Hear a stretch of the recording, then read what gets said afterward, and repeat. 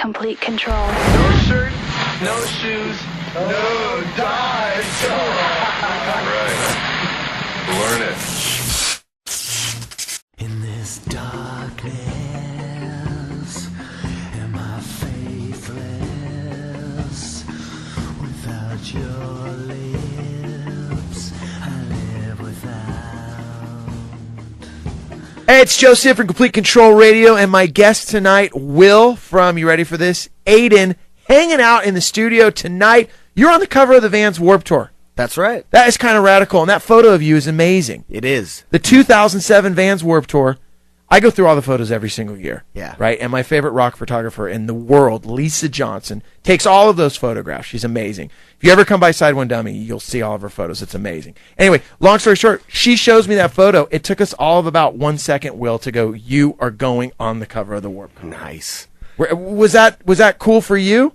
Yeah, and the biggest reason why is I've been such a fan. You know, I've been going to Warped Tour for almost 10 years. Jeez. So how old were you when you first started going? Like 14. 14 years old, going to the Warped Tour. 14, 15. And then 10 years. Did you ever think when you showed up, what was like a Warped Tour that you would go to? What particular city was the Warped Tour you would head to? Seattle. Seattle. So you were going to the Warped Tour Seattle. That would be at the what, Gorge? Kingdom. No, it's Kingdom. parking lot. Okay.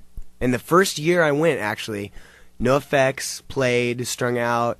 I somehow managed to sneak on stage through the medical tent onto stage while NoFX played. And at the time, they were like one of my favorite bands. So I got to stand on the side of the stage. And after the show, Fat Mike was taking off his bass, and I ran up to him in the middle of the stage. And I had all these things that I wanted to say, band, but the only thing that I could say was, "You're Jewish. I'm Jewish." You probably love that. Then I just ran off. Yeah. Yeah. Knowing So Mike, bizarre. he probably was like, cool. When's your bar mitzvah? All right, it already happened. Well, we'll play it next time.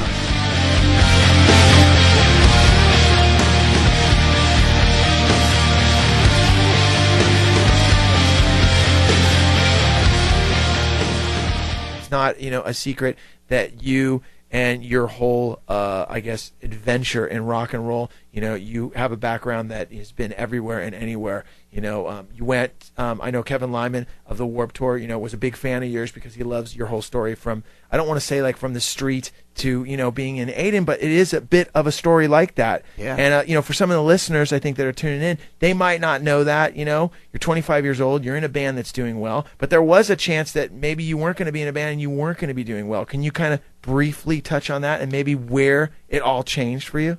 Yeah, well... I'm not going into, like, spiritual radio. You know what I'm saying, though? But that's a story that I want people to know about. Yeah, well, I started doing drugs really early as, like a means to feel different, because I always felt kind of weird as an awkward, misfit, weirdo kid that didn't feel right in society.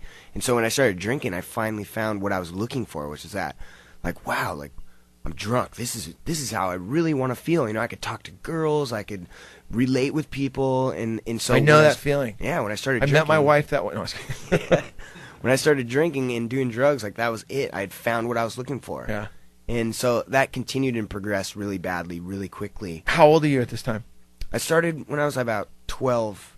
Started drinking and smoking pot. Yeah. And then by the time I was like 14, I was doing heroin and stealing cars and robbing houses. Yeah. Going to jail and getting So from locked 12 up. to 14, 2 years of just going for it. Yeah, and then 14 to 17 was real bad. It was like really the darkest time in my life where, I quit the band that I was in, and I was just like on the warpath, and I was physically and emotionally like I was dead to the world, and I was only like my body was only alive to get loaded, and I was really at a place at the end of my drug using career of such desperation and such hopelessness that I was either gonna kill myself or I was gonna get sober, and luckily I got locked up again in the juvie, and the judge I went in front of the judge, and I was like, I do these things because I'm a drug addict, and I steal these cars because I need to get drugs, and if you could just put me in treatment one more time, it would really help me out. And she was like, well, the 4 other treatment centers I put you in, you've left or escaped from. Why would I do that again? And I just pleaded with her. She gave me another chance. She put me in another treatment center, and I was so broken and so just destitute that I was willing to accept change and to do anything to stay sober. And so, you know, I started doing the things that I do. I can't really mention it on radio. No, I totally get it. No. But you know, I followed some direction, and I was willing to do some things that to you know, look at what I've been doing my whole life, and I had an experience. I had a really powerful experience with doing some of that stuff, and you know, and I didn't get sober, and I was like, all right, now I'm gonna be in a band. Yeah. Like I just got sober, and I was like, I'm gonna work at this warehouse, and I'm gonna ship these boxes out, and I'm gonna go home, and I'm gonna sleep, and I'm not gonna drink tonight, you know, and then like the interest started again, and I was, you know, I'd always had a guitar, and I would always write songs, and I was like, well, you know, maybe we should, you know, try and be in a band again, and I got in a band like a couple years after I got sober, and that worked for a couple years. It was pretty fun, and we played some shows and did a record. And was did being some sober, tours. did it kind of get rid of everything that maybe was blocking that creativity for you?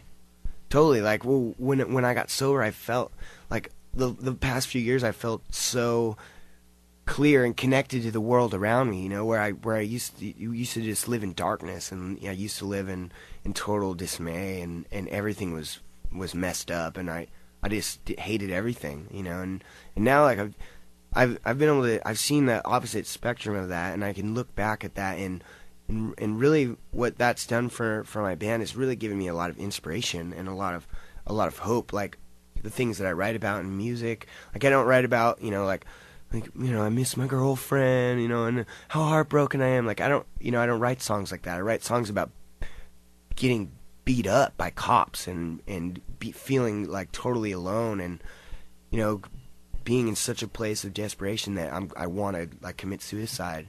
And I've had kids come up to me at shows and give me letters, and you know, write emails, or just tell me like, wow, you know, the things you wrote in that AP article, or the things you talk about in your records, really, like, I don't cut myself anymore, I don't smoke pot anymore, you know, I don't slam dope anymore, you know, and That's got to be rewarding for you too. that's the most rewarding thing about it. It's not, you know, for me, like playing shows and being on Warped Tour and, you know, being on a cover magazine, like that's rad.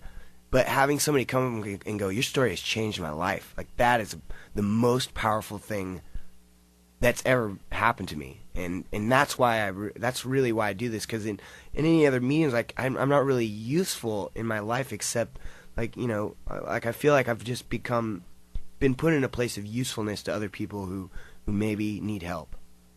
Hey, for everyone listening, where can they go right now to find out when you're going to be rolling through town, and they can get all the haps on when they can go see Aiden and hang out with you? Aiden.org, myspace.com/Aiden, or victoryrecords.com. Will, thanks so much for being on the show. Thanks for having me. Everybody, Will from Aiden hanging out, Complete Control Radio.